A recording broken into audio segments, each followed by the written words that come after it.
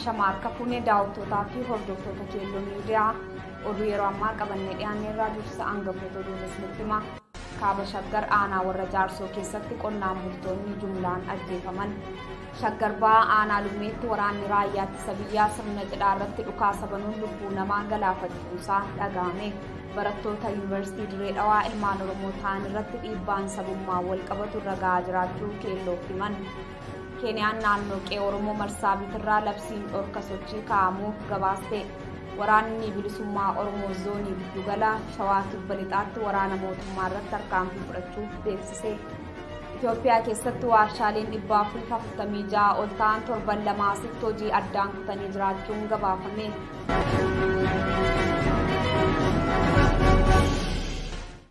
Daawwattoota keenyaa gara bal'ina oduutti isin dabarsaa. Oduu kan isinitti Mooneet Badhaasaati. Kaaba Shaggar aanaa warra Jaarsoo keessatti qonnaan bultoonni jumlaan ajjeefaman.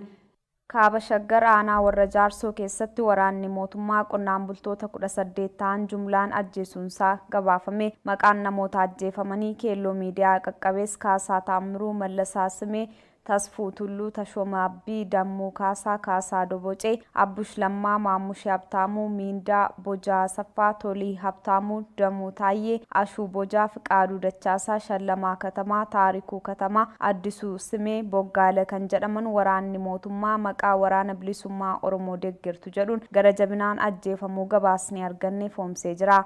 Duula waboo balleessuu jedhuun mootummaan bobbee hawaasa Oromoo nagaa lafarraa daguugaa akka jiru kan himamu waraana Oromiyaa keessatti banamee jiruun lammiilee nagaa hedduun ajjeefamaa kan jiran yoo ta'u mootummaan gara jabinaan qonnaan bultoota Oromoo hedduun akka lafarraa dhabaman taasisaa jiraachuu uummati bakka hedduu himataa jira. Waraanni qindaa'aa kan naannolee ollaa Oromiyaa waliin ta'uun Oromiyaa keessatti adeemsifamaa jiruun miidhaa gurguddaan hamma jedhamu ol ga'aa jiraachuunis himameera. Duula waraana biltsiginnaan gaggeessaa jiru mormuun waraanni Oromiyaa keessaa tattamaan akka dhaabbatuuf duulli Tiwiitaraa hawaasa Oromoo golee addunyaa mararra jiran guyyaa kaleessaa kan adeemsisan ta'uun himameera. Shaggar ba'aa aanaa Lumeetti waraanni raayyaa ittisa biyyaa sirna cidhaa irratti dhukaasa banuun lubbuu namaa galaafachuunsaa dhaga'ame. Gochaa rifaasisaa Oromiyaa kutaalee adda addaa keessatti raawwachuu kan itti fufee waraanni biltsiginnaa Shaggar ba'aatti sirna gaa'elaa gaggeeffamaa jiru irratti haleellaa raawwatee lubbuu namaa galaafachuunsaa eerame. Haleellaan kun guyyaa 3 dura raawwachuusaa kan yeroo odeessee arganne haleellaa qaqqabeen alattis amaamoota baay'inni isaanii 26 ta'an qabamanii hidhamuu ibsameera. Gochi rifaasisaa cubbamaa ta'e kun godina Shawaa ba'aa aanaa Lummee bakka Dooroo Irbaataa bakka Addaa Lidataa jedhamutti kan raawwate yoo ta'u taateen kun dilbata darbe raawwachuunsaas ibsameera. Sirna gaa'elaa kanarratti waraanni mootummaa maaliif dhukaasa akka banan hawaasa naannichaafuu gaaffii kan ture yoo ta'u waraanni raayyaa ittisa biyyaa amaamoota misirroo dabalanii jiran irratti dhukaasa bananii namoonni 4 rasaasaan rukutamanii isaan keessaa tokko battalumatti ajjeefameera jedhan. Namni rasaasaan rukutame battalumatti lubbuun darbe Aabboo kan jedhamu ta'us odeessa arganneerraa mirkaneeffannee jirra. Nama rasaasaan lubbuun isaa darbe kanaan alattis dargaggoo Naccoo Erbaa, Gammachuu Shimallisii fi Xulee Birraa ammoo haala ulfaataatiin rasaasni rukute madaa'anii hospitaala Hayilamaariyaam jedhamu Adaamaa galanii jiraachuu odeessa arganneerraa mirkaneeffannee jirra. Gochaan kana fakkaatu waggaa 3 dura Oromiyaa kibbaa godina Booranaa keessatti raawwatee kan jiru haleellaawwan gara jabinaan guutaman misirroowwan wal fuudhan dabalatee namoonni hedduun ajjeefamuun isaanii gabaafamaa turuun kan yaadatamudha. Barattoota Yuunivarsiitii Dirree Dhawaa ilmaan Oromoo ta'an irratti dhiibbaan sabummaa wal qabatu irra gahaa jiraachuu keelloof himan. Hello Ashamaa harka fuunee Mooneet Badhaasaati keelloo miidiyaarraan bilbilaa jira. Barattoonni mooraa Yuunivarsiitii Dirree Dhawaa keessattiyyuu ilmaan Oromoo kan ta'an irratti sabummaa kan qiyyaafate rakkoolee garaagaraatu irra gahaa jira jechuu odeessi nu dhaqqabee jennaan gara keessanitti bilbileen jira. Mee ati barataa mooraa Yuunivarsiitii sanaa keessaa nama tokkodha. Maaltu jira ilmaan Oromoo irratti kan qiyyaafate jedhame kun maali? Iyyan dhugaadha. Akka mooraa keenyatti kan wanti beekamu kana durallee bara 2012 kaasee hanga ammaatti ajjeechaanii fi hacuuccaan hidhaan abiisaan barattoota keenya akkuma jirutti jira. Bara 2012 illee finxaaleeyyii Amaaraa kana deeggarsa qaama aadaatiin qabaniin deeggaramanii barattoota keenya waggaa tokkotti nama 2 lubbuun dhabneerra mooraa keenyatti. Sun akkuma jirutti ta'ee ammallee itti fufee jira. bara kana immoo wanta adda godhu barattoonni keenya kan lubbuu isaanii dhabanirra kan hidhamanii fi kan ari'aman illee hacuuccaa guddaatu dura jira.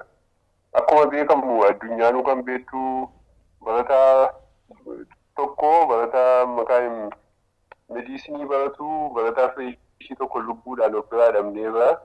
Barataa kanallee lubbuu isaatii fi wanti tokko wanti gaafatameef hin jiru mooraanii itti gaafatamummaa fudhatee mana barumsaa kanatti silaasee waa'ee du'a mucaa kanaa waan tokko hin jenne gumaan isaallee akkanumaan namni dubbate illee hin jiru.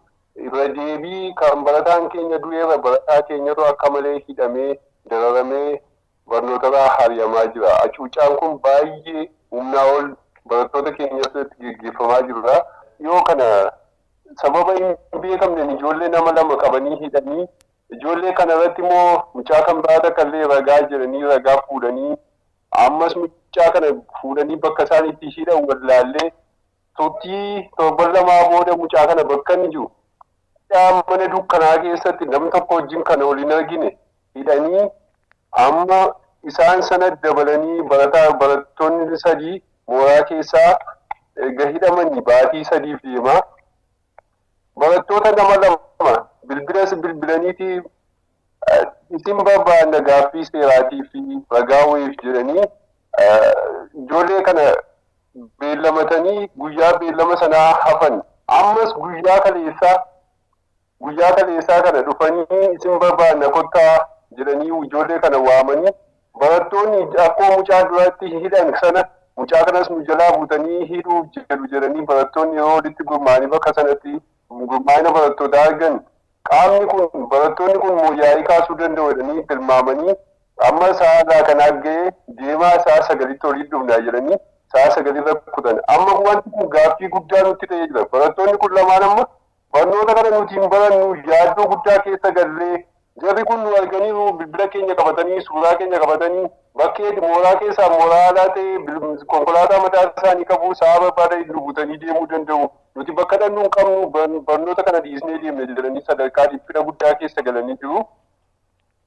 Kana hundumaa kan godhan immoo caasaawwan adda addaa mooraa keessa jiranii kanneen akka tamaarii biratii kan jiranii tajaajila barattootaa student service kan jiranii kaaffee mana nyaataa kan barattootaa jechuudha. Dooktarii waardiyyoota gibbii barattoota faayidaa adda addaaf guyyoomfamanii fi kanneen jibba oromummaa qaban. Isaan kun amma maqaa ta'e hundumtuu caasaa hooggansa irra keessaa hanga caasaa gadiitti namoota gocha kana hojjechuudhaaf isaaniif mijatu fudhatanii leenjisanii mooraa keessa bobbaasanii galaa fi ba'aa barattootaa kana akka malee bakka barataan shaayii buna dhugutti bakka barataan mooraa bisa deemu hundumaatti kan deemanii basaasanii fi kan dhiphina guddaa keessa barattoota keenya galchaa jiranidha. Qaamawwan kun hundiyyuu afallaa Oromootti himannan hin dhaammanna.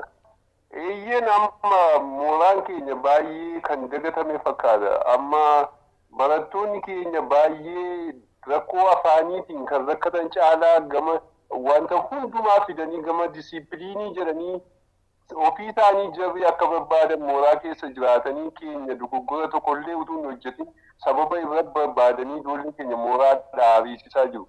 Kanaaf rakkoo cimaa keessa jira. Mooraan keenya mooraan Diredawaa Yuunivarsiitii akka biyyaatti bara 2012 ka'ee illee barattoota keenya sababa tokko malee akkasumatti himata tokko ragaa tokko malee barattoota 24 qabanii baatii lamaaf waan ta'u nu jalaa hidhanii kaanillee akkanatti barnoota baa hariyanii amma barnoota baa dhabanii jiru. Kun hundumtuu kan raawwatamaa jiru sabummaa xiyyeeffatanii Oromoo irratti dalagamaa jira. Kanaaf beektonni biyya haadhaa jiran biyya keessa jiran hundumtuuyyuu dhageettii isaanii miidiyaawwan biyya keessa jiraniif biyya haadhaa jiran kun hundumtuuyyuu dhageettii isaanii guutuu ergisanii. Keeniyaan naannoo qe'ee Oromoo Marsaabitirraa labsiin dhorka sochii kaa'amuuf gabaaste.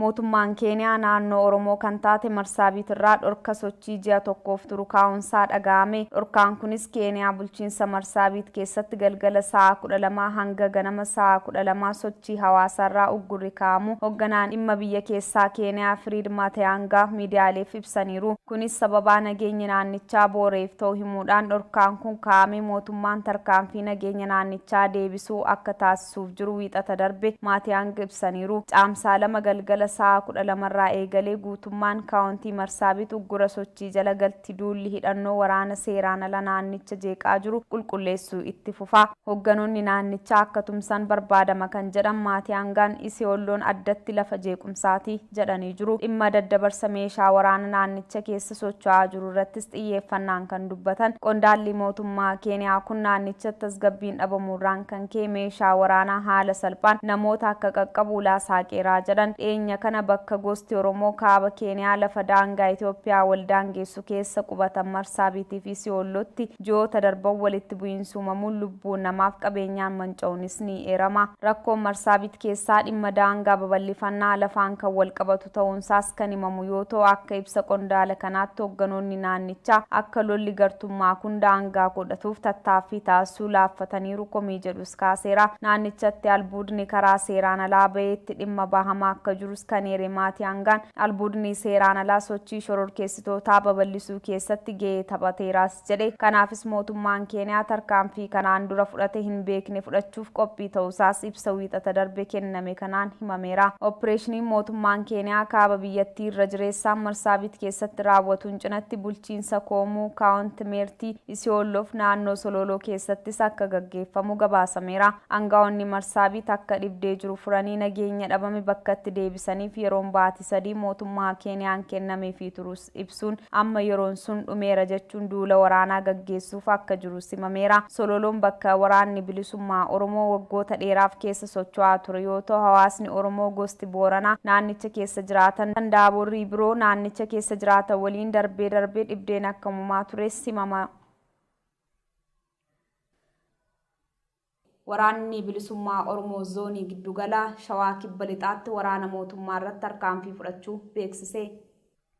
Waboon zoonii giddugalaa Kibba Lixa Shaggar bakka addaa Dugudaa Dheeraa jedhamutti waraana mootummaa haleeluu beeksise. Tarkaanfii kanaan waraana mootummaa 10 ajjeesuuf kanneen 20 ta'an ammoo madeessuusaa waboon beeksiseera. Haleellaa kanaan du'aaf madoon alattis meeshaa waraanaa hedduu waraanni bilisummaa Oromoo dhuunfachuusaa ibsee jira. Waboon Oromiyaa bakkoota hedduu keessatti waraana mootummaa haleelaa akka jiru kan ibse. Oduudhuma wal qabateen Shawaa Lixaa Aanaa Ejersaa Lafoo Ganda Gooroo Daannisaa jedhamu keessatti maqaballee waraana bilisummaa Oromoon kanneen mootummaan bobbaase namoonni 2 to'atamuun isaanii gabaafame. Kanneen to'ataman kunneenis maqaan isaanii Abdataa Gabbisaaf Dachoo Gizoo Haayiluu kan jedhaman yoo ta'u, maanguddoo waggaa 50 erga reebaniin booda yakka gudeeddii irratti raawwachuus namoonni waboon to'ataman kun amananiiru jedhame. Namoonni waraana bilisummaa Oromoon to'ataman kunneen maqaa waraana bilisummaa Oromoo dhaataa saamichaa fi yakkaawwan adda addaa geessisaa akka turanis kan himame. Waboon qaamolee uummata Oromoo gidirsan kamiif dhiifama akka hin goone akeekuun mootummaan waboo fakkeessee uummata keessa kanneen bobbaase yakka raawwachaa akka jiran eere. Kanaanis uummanni nageenya isaa boora'u himuun uummanni waraana bilisummaa Oromoo waliin ta'e kanneen maqaa waraana bilisummaa Oromoo dhaachaa saamichaa fi yakka gudeeddii raawwatan saaxiluun seeratti akka dhiyeessuu qabus dhaameera. Mootummaan Itoophiyaa duula waraana wabootti banee injifachuu dadhabuurraa gara hololaan uummata jibbisiisutti fuulleeffate hojjetaa akka jirus kan himame. Kanaanis qaamota hedduu waboo fakkeessee bobbaasuun dararaa uummatarraan akka geessisan taasisaa jira jedhame.